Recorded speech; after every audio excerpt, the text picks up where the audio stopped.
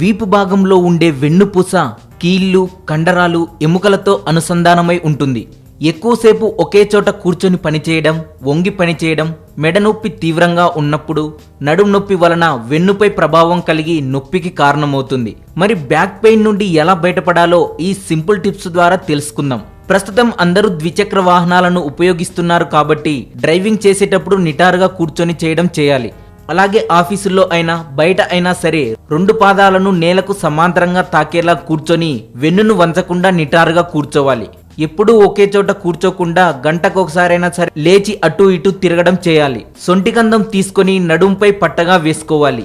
ఆ తర్వాత ఆ భాగంలో తెల్ల జిల్లేడు ఆకులను కట్టినట్లయితే బ్యాక్ పెయిన్ నుండి ఉపశమనం లభిస్తుందని ఆయుర్వేద నిపుణులు చెబుతున్నారు. బ్యాక్ పెయిన్ ఎక్కువగా ఉన్నప్పుడు అల్లం పేస్ట్ ను రాయడం వలన నొప్పి నుండి తక్షణ ఉపశమనం లభిస్తుంది.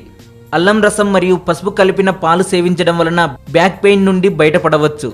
పడుకోవడానికి స్పాంజీ బెడ్లు పక్కన పెట్టి పలుచని బొంతలు లేదా మంచంపై పడుకోవడం చేయడం మంచిది. ఆవాల నూనె, నువ్వుల నూనె వేడి చేసుకొని నడుంపై మర్దన చేసుకొని అరగంట తర్వాత వేడి నీటితో స్నానం చేస్తే నడుము నొప్పి ఉండదు. నడుం నొప్పి నుండి విముక్తి పొందడానికి 1 గ్లాస్ వేడి పాలలో కొద్దిగా వెల్లుల్లి రసాన్ని కలుపుకొని సేవించడం వలన విముక్తి పొందుతారు. నడుం నొప్పి ఉన్నవారు లేదా ఫ్యూచర్లో ఈ బాధలు పడకుండా ఉండాలంటే ప్రతిరోజు క్రమం తప్పకుండా ఎక్సర్సైజెస్, నడుముకు సంబంధించిన వ్యాయామాలు చేయడం వలన బ్యాక్ పెయిన్ ఉండదు. బ్యాక్ పెయిన్ బాధిస్తున్నప్పుడు ఎక్కువ బరువులు ఎత్తడం చేయకూడదు.